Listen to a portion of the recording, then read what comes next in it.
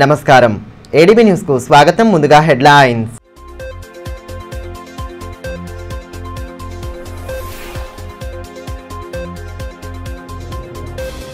భక్తజన సంద్రంగా మారిన పూసాయి ఎల్లమ్మ తల్లి జాతర. వేలాదిగా తరలివచ్చి మొక్కులు చెల్లించుకున్న భక్తులు, కోలాహలంగా మారిన ఆలయ పరిసరాలు.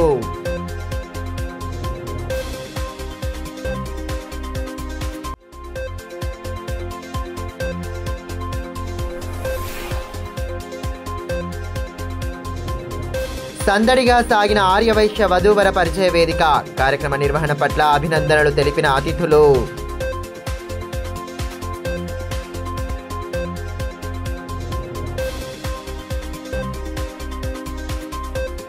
పూసాయి రేణుక ఎల్లమ్మ తల్లి ఆలయ జాతర వేడుకలకు భక్తులు వేలాదిగా తరలివచ్చారు. జిల్లాతో పాటు పక్కనే ఉన్న మహారాష్ట్ర నుండి సైతం పెద్ద సంఖ్యలో భక్తులు రావడంతో ఆలయ ప్రాంగణం భక్తజన సంద్రంగా మారింది. ఇంటిల్లిపాది పిండి వంటలు వండుకొని అమ్మవారికి నైవేద్యం సమర్పించారు. కోళ్లను, మేకలను బలి ఇచ్చి మొక్కులు చెల్లించుకున్నారు.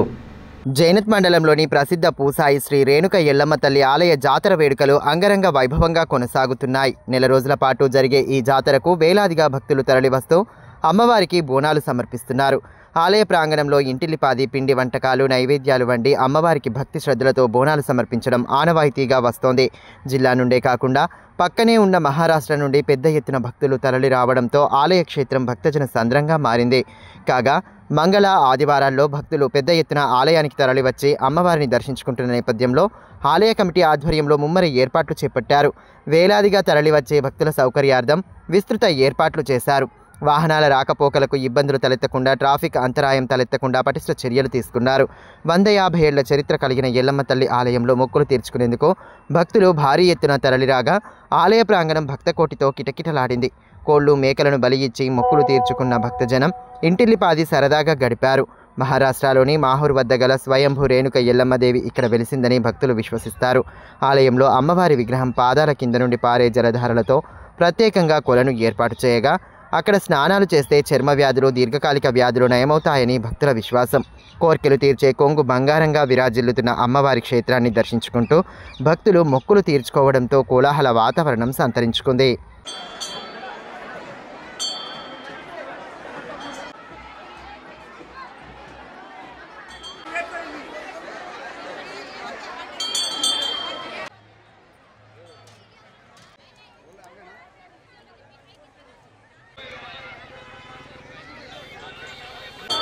ఇది అతి పురాతనమైన ఆలయము. ఇది మా 100 సంవత్సరాలకు కూడా తెలియదు. ఈ ఆలయము నిర్మాణం పురాతన ఆలయం. స్నానం చేస్తే మాకు చర్మ వ్యాధులు అన్నీ తగ్గిపోతాయి. మాకు మొక్కులన్నీ చెల్లించుకున్నాం. మాకు ప్రతి ఒక్కటి ఆనందంగానే ఉంది. జిల్లా కేంద్రంలోని ఓ ఫంక్షన్ హాల్లో ఆదివారం నిర్వహించిన ఆర్యవైశ్య వధూవర పరిచయ వేదిక సందడిగా సాగింది. మాజీ మంత్రి జోగురామన్న కార్యక్రమంలో పాల్గొని నిర్వాహకులకు అభినందనలు తెలియచేయగా ఆయనను శాలువాలతో ఘనంగా సత్కరించారు. పట్టణ ఆర్యవైశ్య సంఘం, అనుబంధ సంఘాల ఆధ్వర్యంలో ఆదివారం ఆర్యవైశ్య వధూవర పరిచయ వేదిక కార్యక్రమాన్ని నిర్వహించారు.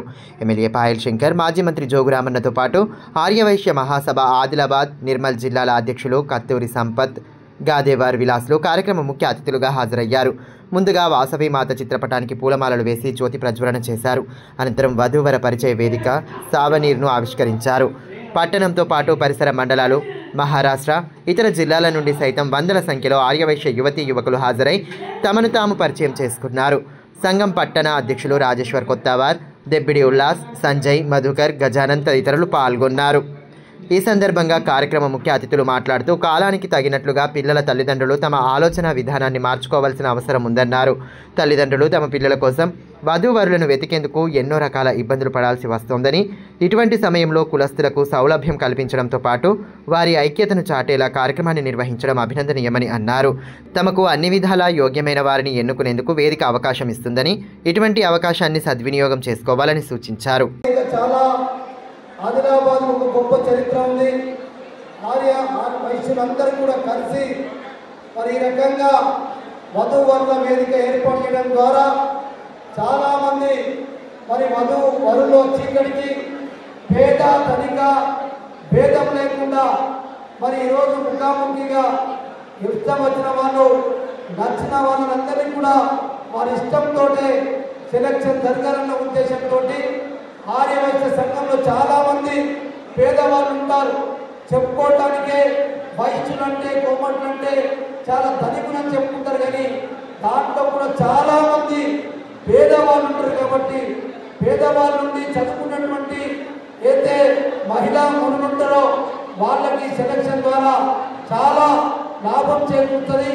అటువంటి అవకాశం కల్పించినటువంటి ఆదిలాబాద్ ఆర్యవైశ్య సంఘానికి నా తరపున ప్రత్యేక అభినందనలు, కృతజ్ఞత తెలియజేసుకుంటున్నాను. మన వైద్యులనే ప్రేమ, అనురాగం, ఆత్మీయత అన్నీ తనకు తెలుసు. వైద్యులంటే గౌరవించి ఈరోజు మనం చేస్తున్నటువంటి వధువుల ప్రత్యేకతకు తన ఇప్పటి వరకు ఒక 10 వధువుల ప్రత్యేకతకు కూడా హాజరై ఎంత పనిచినా చేసినా కానీ మన వైద్యుల యొక్క కార్యక్రమానికి తప్పకుండా వచ్చి గతంలో కూడా హైదరాబాద్ నుంచి మన కార్యక్రమానికి వచ్చేసి కార్యక్రమంలో పాల్గొన్నందుకు. ఊట్నూరు మండలానికి చెందిన ఓ రైతు గడ్డి మందు తాగి ఆత్మహత్యకు పాల్పడగా రిమ్స్లో బాధిత కుటుంబీకులను మాజీ మంత్రి జోగురామన్న కలిసి ప్రగాఢ సానుభూతి వ్యక్తం చేశారు. రైతు మృతికి గల కారణాలను అడిగి తెలుసుకుని కుటుంబ సభ్యులకు ధైర్యం చెప్పారు. బేలా మండల రైతు ఓ బ్యాంకు కార్యాలయంలో పురుగుల మందు తాగి మృతి చెందిన మరుసటి రోజే మరో రైతు తనువు చాలించడం కలకలం రేపుతోంది. ఊట్నూరు మండలం లింగోజీ తాండా సేవదాస్ నగర్కు చెందిన కౌలు రైతు రాథోడ్ గోకుల్ ఈ నెల 12వ తేదీన గడ్డి మందు తాగి రిమ్స్ ఆసుపత్రిలో చికిత్స పొందుతూ ఆదివారం ఉదయం మృతి చెందారు. విషయం తెలుసుకున్న మాజీ మంత్రి జోగురామన్న హుటాహుటిన రిమ్స్కు చేరుకుని కుటుంబ సభ్యులకు ప్రగాఢ సానుభూతి వ్యక్తం చేశారు. మృతికి గల కారణాలను అడిగి తెలుసుకుని వారికి ధైర్యం చెప్పారు. అప్పుల బాధతోనే రైతు మనస్తాపానికి గురై తనువు చాలించడం శోచనీయమని ఈ సందర్భంగా మాజీ మంత్రి జోగురామన్న అన్నారు. వెంటనే సదరు కుటుంబానికి న్యాయం చేయాలని డిమాండ్ చేశారు. ఒకే పట్టదారు నాయని రాములు సమైనటువంటి రైతు పట్టదారు దగ్గర 10 ఎకరాలు కౌలుకు తీసుకొని ఇద్దరు అన్నదమ్ములు ఉమ్మడి కుటుంబం తండ్రితో సహా 3 కౌలు చేసుకుంటున్నారు. ఇలా కౌలు రైతుకు కూడా ముఖ్యమంత్రి రేవంత్ రెడ్డి గారు రైతు భరోసా ఎకరానికి 15,000 రూపాయలు ఇస్తామని చెప్పినటువంటి మాట వాళ్ళు నమ్మిండ్రు. ఇవాళ ఏమైంది? అసలు రైతుకే రుణమాఫీ కాలేదు 2 లక్షల వరకు. ఆ కౌలు రైతుకు కూడా ఇప్పటి వరకు ఎక్కడ ఇచ్చినటువంటి దాఖలాలు అని చెప్పి నిరాశ నిస్పృహకు మనస్తాపానికి గురై ఆయన ఈరోజు ఉన్నటి సండే ఉన్న ఆదివారము పురుగుల మందు తాగి ఆదిలాబాద్ రిమ్స్ హాస్పిటల్కి తీసుకొస్తే ఆదిలాబాద్ రిమ్స్లో ట్రీట్మెంట్ కాకుండా హైదరాబాద్కు పంపడం, హైదరాబాద్లో కూడా ట్రీట్మెంట్కు డబ్బులు లేక ప్రైవేట్లో కొన్ని రోజుల నుండి అక్కడి నుంచి మళ్ళీ కాగజ్ నగర్ నుంచి ఇంటికి వచ్చి మళ్ళా నిన్న రిమ్స్కు రాత్రి నిన్న సాయంత్రం ఆదిలాబాద్ రిమ్స్కు తీసుకొస్తే ఆదిలాబాద్ రిమ్స్లోనే చనిపోయిండు. ఇది ఒక కారణం, బలమైన కారణం. ఇది ప్రభుత్వ హత్య కాబట్టి ఇవాళ ప్రభుత్వ హత్య అనేది క్లియర్గా కనబడుతూ ఉంది. ఇస్తామని చెప్పి ఇవ్వకపోవడం వల్ల ఆయన ఏదైతే పాపం ఆ ఊళ్ళో ఖాళీ స్థలం ఉంది, ఆ భార్య ఉంది, భార్య పేరుతో స్థలం ఉంటే వారి విమలాబాయి, ఆ విమలాబాయి పేరుతో ఉన్నటువంటి ఖాళీ స్థలం మీద మార్టిగేజ్ చేసి ఏదైతే యాక్సిస్ బ్యాంకులో ఆదిలాబాద్ బ్రాంచ్లో ట్రాక్టర్ లోన్ తీసుకున్నారు. వీళ్ళు 2,40,000 రూపాయలు ఆన్ అమౌంట్ కట్టి మిగతా లోను బ్యాంకు ద్వారా తీసుకొని మొత్తానికి 2 సంవత్సరాలు అయిందచ్చు. ఒక ఈఎంఐ కూడా కట్టిన, ఒక కిస్తు కూడా కట్టిన. ఇక్కడ బ్యాంకర్స్కు సంబంధించినటువంటి రికవరీ చేసే టీం వెళ్ళి అనేకసార్లు హరాస్మెంట్ చేసి మొన్న లాస్ట్కు పాపం ఆయన కుటుంబ సభ్యుల్ని కూడా రికవరీ టీం కొట్టింది, దాడి చేసిండ్రు. ఆ దాడి చేస్తే కూడా అది కూడా కేసు ఉట్నూరు పిఎస్లో కేసు బుక్ అయింది. ఆ రెండుటికి మనస్తాపానికి గురై ఈ రైతు బంధు వచ్చిన కౌలు రైతుకి ఇస్తానన్నారు రేవంత్ రెడ్డి కాబట్టి, ఇది వచ్చినానే నాకు ఇస్తూ ట్రాక్టర్ దాన్ని కడతానని చెప్పి ఇది లేదు. ఇటు బ్యాంకర్స్ హరాస్మెంటు ఒత్తిడి పెరిగింది కాబట్టి ఈ 2 కారణాలతోటి ఇది క్లియర్గా ఆయన ఆత్మహత్య చేసుకొని చనిపోవడం జరిగింది. దీనికి ఇలా మా బీఆర్ఎస్ పార్టీ కానీ రైతు సంఘ నాయకులందరం కూడా వచ్చి ఆ కుటుంబాన్ని ధైర్యం చెప్పి వారికి ప్రగాఢమైనటువంటి సంతాపాన్ని సానుభూతిని కూడా తెలియజేసినాం. ఆ కుటుంబాన్ని ధైర్యం ఉండమని చెప్పినాం. తప్పకుండా ఇటు బ్యాంకర్స్ తోటి మాట్లాడతాం. జిల్లాలో అంగన్వాడీ భవనాలు లేని ప్రతి గ్రామంలో కేంద్ర ప్రభుత్వ నిధులతో భవనాలు నిర్మిస్తామని ఎమ్మెల్యే పాయల్ శంకర్ అన్నారు. ఆదివారం బేలా మండలంలోని సిరిసన్న గ్రామంలో ఎన్ఆర్ఈజీఎస్ నిధులతో నిర్మించనున్న అంగన్వాడీ భవన నిర్మాణానికి భూమి పూజ చేసి పనులను ప్రారంభించారు. అంతకుముందు అతిథులకు స్థానికులు డప్పు చప్పులతో స్వాగతం పలికారు. భవన నిర్మాణానికి భూమి పూజ చేసి పనులు ప్రారంభించారు. కార్యక్రమంలో నాయకులు రామ్దాస్, అశోక్ రెడ్డి, నవీన్, నందు, రాము, భూమన్న తదితరులు పాల్గొన్నారు.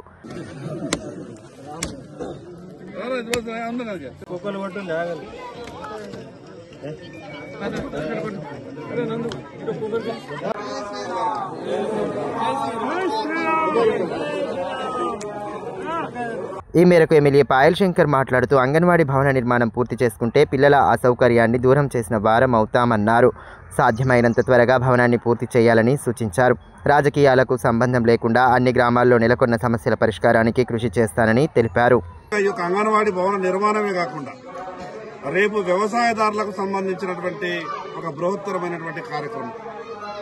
గ్రామంలో నుండి వ్యవసాయానికి వెళ్ళడానికి ఏవైతే పానాదులు ఆ యొక్క రోడ్లు ఉన్నాయో వాటన్నింటినీ కూడా రాబో రోజులలో వర్షాకాలం ఎంత వర్షం పడ్డా సరే మరి తమ తమ చేన్లలోకి రైతులు ట్రాక్టర్లు వెళ్ళినా ఆటోలు వెళ్ళినా మిగతా రవాణా సదుపాయం మెరుగుపరిచే విధంగా రోడ్లు నిర్మాణం చేయాలన్న ఆలోచన కూడా ఉన్నది.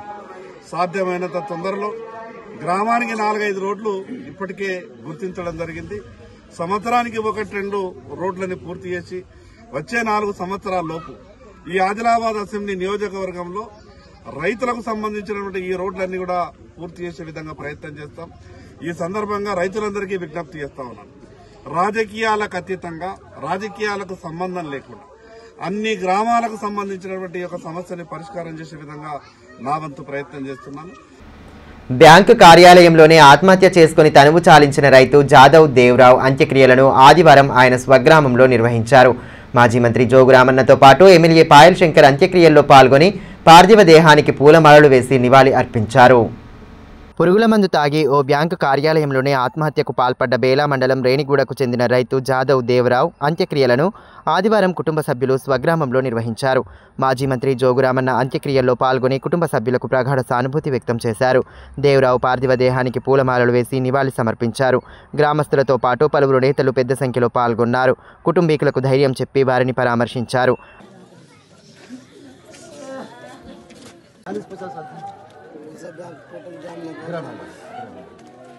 అదేవిధంగా ఎమ్మెల్యే పాయల్ శంకర్, బోత్ మాజీ ఎమ్మెల్యే రాథోడ్ బాపురావులు సైతం అంత్యక్రియల్లో పాల్గొన్నారు. పార్థివ దేహానికి పూలమాలలు వేశారు. బాధిత కుటుంబానికి పరామర్శించి ప్రగాఢ సానుభూతిని తెలియజేశారు. వివిధ పార్టీల నాయకులు, బంజారా నేతలు పాల్గొన్నారు.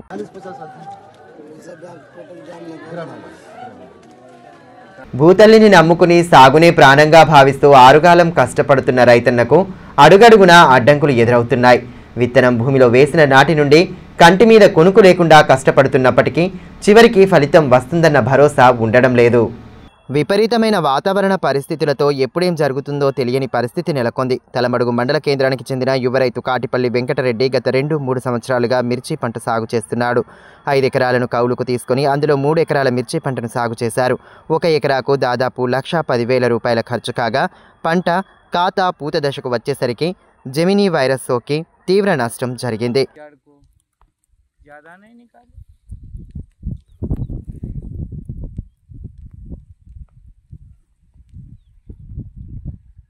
साल में लॉस होगा।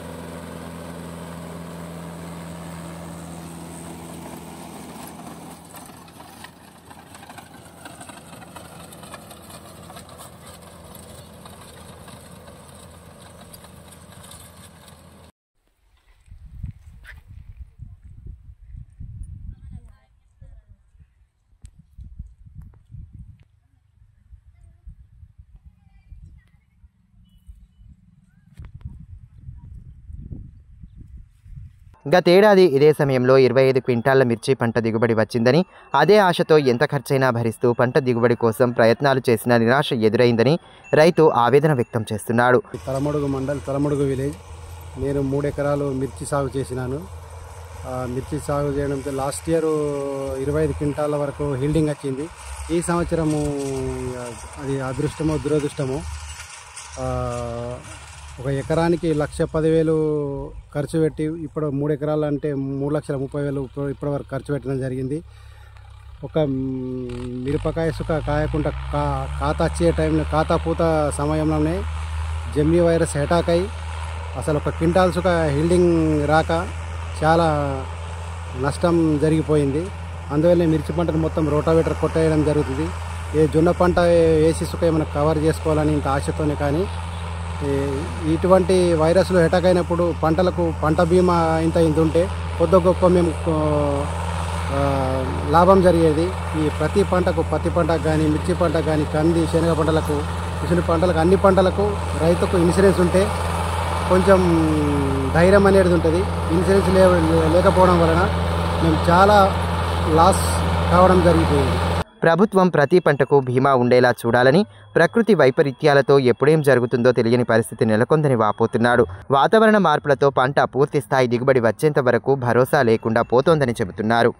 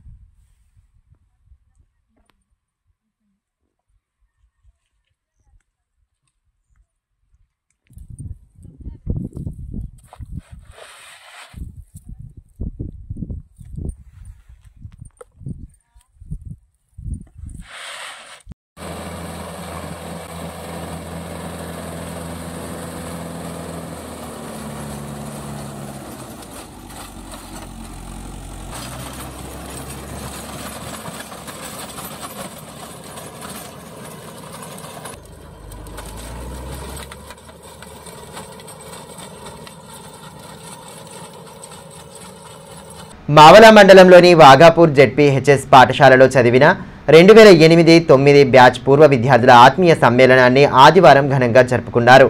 దాదాపు 16 సంవత్సరాల తర్వాత ఒక చోట చేరిన బాల్యమిత్రులంతా చిన్ననాటి జ్ఞాపకాలను గుర్తు చేసుకుంటూ సంతోషంగా గడిపారు. తమకు విద్యాబుద్ధులు నేర్పి మార్గనిర్దేశనం చేసిన గురువులను సన్మానించారు. అనంతరం చిన్ననాటి మధుర స్మృతులను నెమరు వేసుకున్నారు. ఒకరికొకరు యోగక్షేమాలను అడిగి తెలుసుకున్నారు. తమకు విద్యను నేర్పిన గురువులను సన్మానించారు. కార్యక్రమంలో గురువులు రత్నాకర్, నారాయణ్, రాజేశ్వర్ రెడ్డి, శంకరయ్య, సీతారాం, పండిత్, శ్రీనివాస్, నర్సింగ్రావు, హర్షవర్ధన్, పూర్వ విద్యార్థులు అఖిల్ కృష్ణ, రాజేందర్, ప్రేమ్ కుమార్, ఆశన్న, దినేష్, దీపికారెడ్డి, కీర్తనరెడ్డి, మౌనికారెడ్డి, సువర్ణ తదితరులు పాల్గొన్నారు.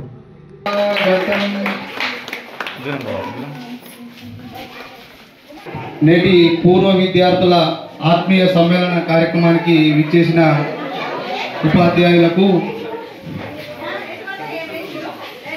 మిత్రుల తరపున అలాగే మిత్రుల తరపున అందరికీ మా ఆహ్వానాన్ని మన్నించి వచ్చినందుకు కృతజ్ఞతలు తెలుపుతున్నాము. మొదటిగా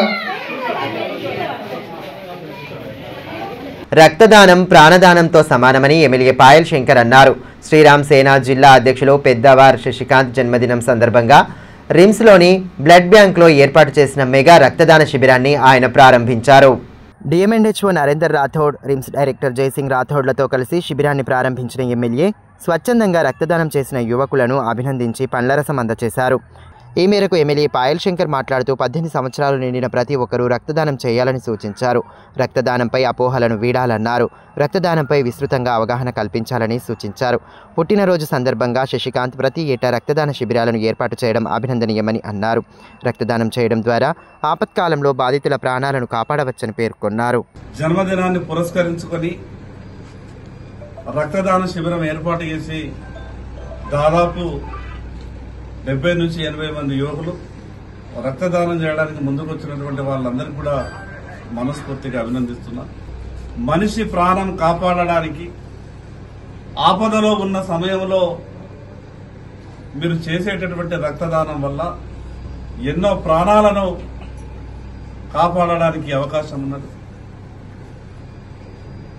అనేక సంవత్సరాలుగా ఇటువంటి కార్యక్రమాన్ని నిర్వహిస్తూ ఎందరికో ప్రాణదాతలుగా నిలిచినటువంటి మీ అందరికి కూడా మేము రుణపడి ఉంటాం.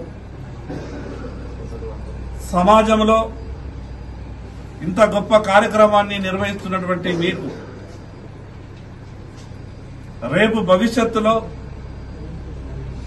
ఎక్కడ ఏ మంచి అవకాశాలు వచ్చినా నేను వ్యక్తిగతంగా ప్రభుత్వ పరంగా నా వంతు పూర్తి సహాయ సహకారాన్ని అందిస్తానని. బ్యాంక్ అధికారుల వేధింపులతో మనస్తాపానికి గురై ఆత్మహత్య చేసుకున్న రైతు కుటుంబానికి న్యాయం చేయాలని తెలంగాణ మాదిగ జేఏసీ జిల్లా కమిటీ అధ్యక్షులు మల్యాల మనోజ్ డిమాండ్ చేశారు. స్థానిక అంబేద్కర్ భవన్లో ఏర్పాటు చేసిన సమావేశంలో పలువురు నేతలతో కలిసి ఆయన పాల్గొన్నారు. బాధిత కుటుంబాన్ని అన్ని విధాలుగా ఆదుకోవాలని ఈ సందర్భంగా మల్యాల మనోజ్ అన్నారు. రైతు కుటుంబంలో ఒకరికి అదే బ్యాంకులో ఉద్యోగం కల్పించి రైతు కుటుంబానికి 50 లక్షల నుండి ₹1 కోటి వరకు నష్టపరిహారం చెల్లించాలని డిమాండ్ చేశారు. సమావేశంలో ఆదివాసీ కొలాం సేవా సంఘం జిల్లా అధ్యక్షులు కొడప సోనేరావు, తెలంగాణ మాదిగ జేఏసీ రాష్ట్ర ఉపాధ్యక్షులు నక్క రామదాస్, లక్ష్మణ్, చందు తదితరులు పాల్గొన్నారు. ఆదిలాబాద్ జిల్లాలోని వేలా మండలంలో జాదవ్ దేవరావు అనే రైతు ఐసిఐసి బ్యాంకు వాళ్ళ దగ్గర కేవలం 3.5 లక్షలు అప్పుగా తీసుకున్నందుకు మరి అతను ఒక కిస్తీ కట్టనందుకే బ్యాంక్ అధికారులు అతని ఇంటికి వెళ్ళి వేధింపులకు గురి చేసి మరి అతని ఆత్మహత్యకు కారణమైంది. కాబట్టి ఈ యొక్క ఐసిఐసి బ్యాంక్ అధికారులపై తక్షణమే చట్టపరమైన చర్యలు తీసుకోవాలని చెప్పేసి మేము ఈ సందర్భంగా దళిత గిరిజన సంఘాల తరఫున డిమాండ్ చేస్తున్నాం.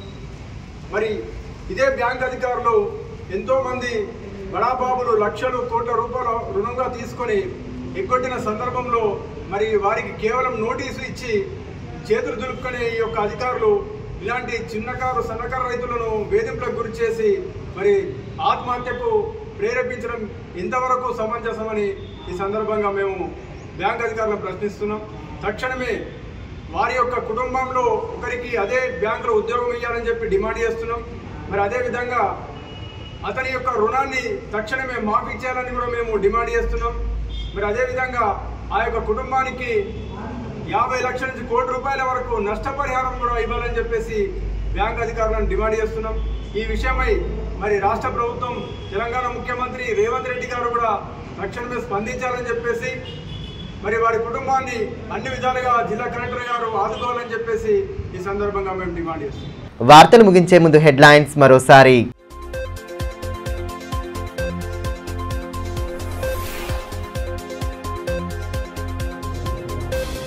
భక్తజన సంద్రంగా మారిన పూసాయి ఎల్లమ్మ తల్లి జాతర. వేలాదిగా తరలివచ్చి మొక్కులు చెల్లించుకున్న భక్తులు, కోలాహలంగా మారిన ఆలయ పరిసరాలు.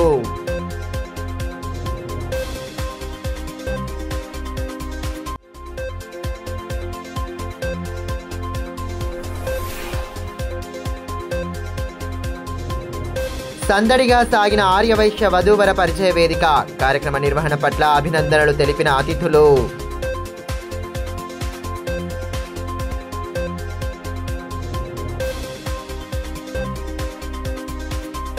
ఈ వార్తలు ఇంతటితో సమాప్తం. తిరిగి ప్రసారమయ్యే మరో బులెటిన్లో మళ్ళీ కలుసుకుందాం. అంతవరకు సెలవు. నమస్కారం.